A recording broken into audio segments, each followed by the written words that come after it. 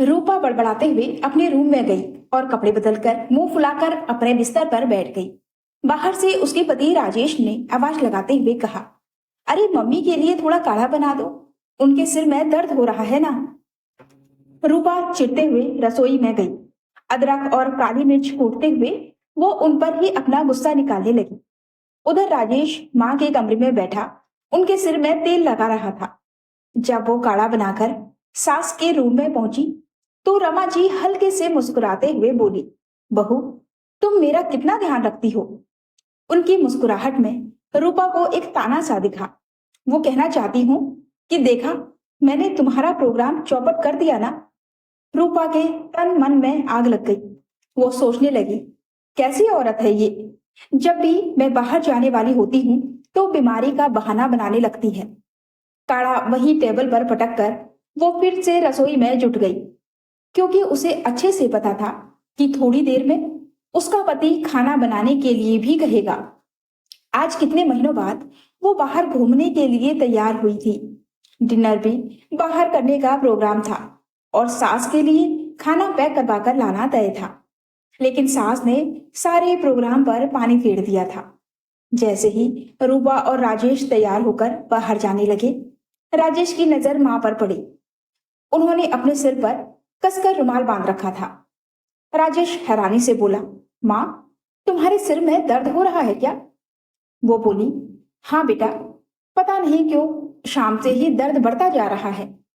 राजेश कहने लगा, तो चलो माँ, मैं तुम्हारे सिर की मालिश कर देता हूँ। रमा जी बोली, अरे बेटा, लेकिन तुम तो घूमने जा रहे हो ना, ले जाओ ना बहू को, इतने दिनों में बाहर नहीं गई है। रूपा बाहर की ओर निकलने लगी। तभी राजेश की आवाज सुनकर उसके कदम रुक गए। वो कह रहा था, माँ, तुम्हारी तबीयत ठीक नहीं है और मैं बाहर जाऊंगा, ये तुमने सोचा भी कैसे। अब चलो कमरे में चलकर आराम करो। इतना कहकर वो माँ को लेकर कमरे में चला गया। इधर रूपा के सारे अरमानों पर पानी फिर गया। उसका मन गुस्से से सुलग उठा। वो सोचने लगी, मम्मी जी ये सब जानबूझकर करती हैं। जब भी मैं कहीं बाहर जाने की तैयारी करती हूँ तभी इनकी तबीयत खराब क्यों हो जाती है। रह रहकर उसे सास पर बहुत गुस्सा आने लगा। उसकी आंखों में बेबसी के मारे आंसू आने लगे। इससे पहले भी एक दिन वो मूवी जाने की तैयारी कर रही थी, तभी सास अचानक उल्टियां करने लगी थी। किसी ने देखा तो नहीं था कि वो सचमुच उल्टी कर रही है या नहीं, लेकिन राजेश ने तुरंत प्रोग्राम कैंसिल कर दिया था। अब बार बार ऐसा होने से रूपा को पक्का यकीन हो चला था कि उसकी सास बीमारी का नाटक करती है। डिनर में उसने लौकी की भुजिया, मूंग की दाल और रोटी बनाई थी। डिनर करने के बाद राजेश काफी देर तक माँ के कमरे में उनकी देखभाल करता रहा। देर रात गए जब वो कमरे में आया तो रूपा फट पड़ी। वो कहने लगी, तुम्हें समझ में नहीं आता क्या कि तुम्हारी माँ हमेशा बीमारी का नाटक करती है। ये सुनकर राजेश हैरान रह गया। वो बोला, ये तुम क्या कह रही हो। मम्मी ऐसी नहीं है, उनकी तबीयत सच में खराब होती है। अगर तुम्हारी तबीयत खराब रहती तो मैं तुम्हारा भी ऐसे ही ध्यान रखता। माँ के बारे में ऐसा गलत मत सोचो।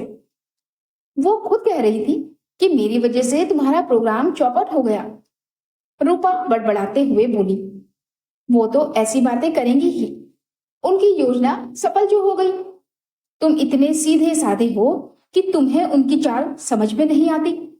राजेश गुस्से से भड़क उठा और कहने लगा, मेरी माँ के बारे में एक शब्द भी गलत मत कहना। मेरी माँ बहुत अच्छी हैं, वो हमेशा हमें खुश देखना चाहती है, लेकिन तबीयत उनका साथ नहीं देती। मैं अपनी बीमार माँ को छोड़कर तुम्हारे साथ घूमने नहीं जा सकता। इतना कहकर वो तकिया उठाकर हॉल में चला गया। पति के इस व्यवहार से रूपा का मन और दुखी हो गया। उसे सास पर और भी गुस्सा आने लगा कि उनकी वजह से ही पति उसे ये सब सुना रहा है। वो सोच रही थी कि सास की सच्चाई पति के सामने लाकर ही रहेगी। उसकी आंखों से झरझर आंसू बहने लगे। वो देर रात तक रोती रही और सास की सच्चाई सामने लाने की तरकीब सोचती रही। अगली सुबह राजेश नाराज ही था। वो बिना टिफिन लिए ऑफिस चला गया। रूपा की सास मंदिर में बैठकर पूजा कर रही थी। रूपा सोचने लगी, कल शाम तो इनकी तबीयत कितनी खराब थी और अभी देखो आराम से पूजा कर रही है। इनकी तबीयत को कुछ नहीं हुआ। सच में ये नौटंकी करती हैं। थोड़ी देर बाद रमा जी पूजा करके आई और बोली, बहू मेरा नाश्ता दे दो। रूपा बोली, मम्मी जी आपकी तबीयत आए दिन खराब हो जाती है, चलिए ना हम डॉक्टर के पास चलते हैं, आपका पूरा चेकअप करवा लेते हैं। ये आखिर बार बार आपकी तबीयत खराब क्यों हो रही है? ये सुनते ही रमा जी का चेहरा उतर गया। वो घबराई हुई आवाज में बोली, अरे नहीं नहीं बहू, डॉक्टर के पास जाने की क्या जरूरत है? तबीयत में थोड़ी बहुत ऊंच नीच तो चलती रहती है, मैं दवाई ले लेती हूँ तो ठीक हो जाती हूँ। डॉक्टर के पास जाकर फालतू पैसे क्यों बर्बाद करने? इतना कहकर वो तेजी से अपने रूम में चली गई। अब तो रूपा को पक्का यकीन हो गया था कि सास बीमारी का बहाना ही करती है, तभी तो डॉक्टर के पास जाने के नाम से डर रही है। उसे बहुत गुस्सा आया और उसने मन ही मन ठान लिया कि आज शाम को वो अपने पति पर दबाव बनाएगी कि मम्मी जी को लेकर डॉक्टर के पास चले। तब सास की असलियत उनके सामने भी आ जाएगी। ये सोचकर वो किचन में गई और बाकी के काम निपटाने लगी। उसके मन में यही चल रहा था कि किसी तरह सास को डॉक्टर के पास लेकर जाया जाए और सारे टेस्ट करवा ले। तभी ये सच्चाई सामने आ सकती है कि वो बीमारी का बहाना बनाती है या नहीं। दोपहर के खाने के बाद रमा जी पड़ोस के घर अपनी सहेली के पास गई हुई थी। रूपा उनके कमरे की साफ सफाई कर रही थी। तभी अचानक से उसे अलमारी के ऊपर डॉक्टर की एक फाइल दिखाई दी। वो सोचने लगी, ये फाइल किसकी है? अगर सास ने जाकर अपनी रिपोर्ट करवाई होगी तो रिपोर्ट तो नॉर्मल ही होगी।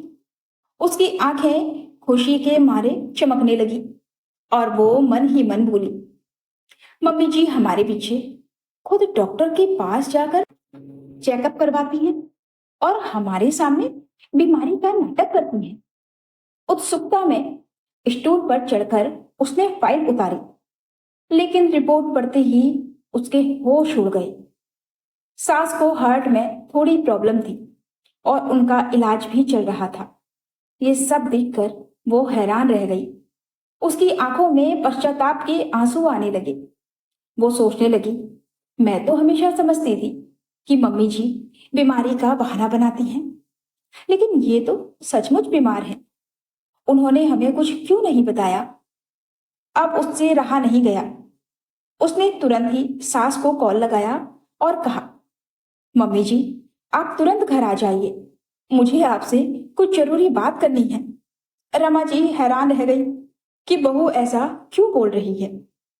पड़ोसन के घर से लौटकर जब वो घर आई तो उन्होंने देखा कि रूपा की आंखों में आंसू भरे हुए थे। वो घबरा कर बोली, क्या हुआ बहू, सब ठीक तो है ना?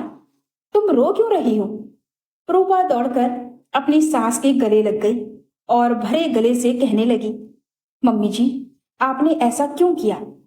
आपने हमसे क्यों छुपाया कि आपकी तबीयत खराब है? वो बोली, मुझे क्या हुआ है बहू? कल सिर में दर्द हो रहा था, तुम लोगों ने मेरी इतनी देखभाल की तो ठीक हो गया। इतनी सी बात के लिए तुम इतना क्यों रो रही हो? तभी रूपा ने वो फाइल उनकी ओर बढ़ाते हुए कहा, मम्मी जी मैंने आपकी फाइल देखी। आप डॉक्टर के पास कब गई थी और आपका इलाज भी चल रहा है। आपने हम में से किसी को कुछ बताया क्यों नहीं? अब रमा जी नजरें चुराते हुए बोली, बहू डॉक्टर ने कहा था कि दवाइयों से मैं जल्दी ही ठीक हो जाऊंगी और घबराने वाली कोई खास बात नहीं है, लेकिन मैं तुम लोगों को परेशान नहीं करना चाहती थी। तुम्हें तो पता ही है कि राजेश मेरी कितनी चिंता करता है। मेरे छोटे से सिर दर्द में भी वो कितना परेशान हो जाता है। अगर उसे ये बात पता चलती तो उसके दिल पर क्या बीतती। कहीं वो बीमार ना पड़ जाए, इसी डर से मैंने तुम लोगों को कुछ नहीं बताया। कहते कहते उनका गला रुंध गया। रूपा को बहुत पछतावा हो रहा था कि उसने सास की बीमारी को नाटक समझा, जबकि सास तो बेटे बहू को चिंता मुक्त रखने के लिए इतनी बड़ी बीमारी की बात भी छुपा गई थी। उसने सास को गले से लगाकर कहा, मम्मी जी, ऐसा मत सोचिए, हम लोग मिलकर आपका ध्यान रखेंगे, आपको कुछ नहीं होने देंगे। कम से कम आपको ये सब बताना चाहिए था, ताकि हम आपका और अच्छे से ध्यान रख पाते।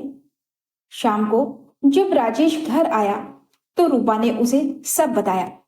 वो घबरा गया तो रूपा बोली, तुम घबराना मत, मैं मम्मी जी का अच्छे से ध्यान रखूंगी। हम मिलकर इनकी सेवा करेंगे कि ये जल्दी ही पूरी तरह से ठीक हो जाएंगे। राजेश तो परेशान था, लेकिन पत्नी और माँ ने उसे समझाया तो उसकी हिम्मत बंधी।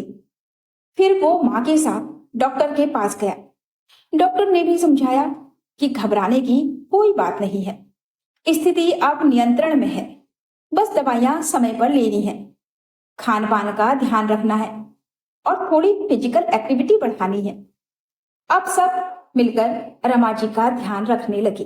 धीरे धीरे उनके स्वास्थ्य में सुधार होने लगा और डॉक्टर भी रिपोर्ट देखकर खुश हो गए। इधर रूपा को भी सुकून महसूस हुआ, वरना सास पर संदेह करने के बाद जब उसे सच्चाई पता चली थी, तब तो ग्लानि के मारे वो खुद से भी नजरें नहीं मिला पा रही थी। हर रिश्ते को शक की नजर से नहीं देखना चाहिए। कभी कभी हमारे अपने हमें दुखी देखने के से बचाने के लिए अपनी तकलीफें छुपा लेते हैं, जैसे रूपा ने देखा, जिसे वो बीमारी का बहाना समझ रही थी। वो तो वास्तव में उसके घर की ममता भरी छांव थी, जो अपने बेटे और बहू को चिंता से दूर रखना चाहती थी। रिश्तों की असली खूबसूरती यही है कि हम एक दूसरे के दर्द को बांटें, ना कि उस पर शक करें। इसलिए हमेशा अपने अपनों पर भरोसा करें, क्योंकि सच्चे रिश्ते विश्वास और प्यार की नींव पर ही टिके होते हैं। तो दोस्तों, ये थी हमारी आज की कहानी। आपको ये कहानी कैसी लगी, प्लीज कमेंट में जरूर बताइएगा। अगर आपको ये कहानी पसंद आई हो तो वीडियो को लाइक और चैनल को सब्सक्राइब करना बिल्कुल ना भूलें। तो फिर मिलते हैं एक और नई कहानी के साथ। तब तक के लिए हमें अनुमति दीजिए। धन्यवाद।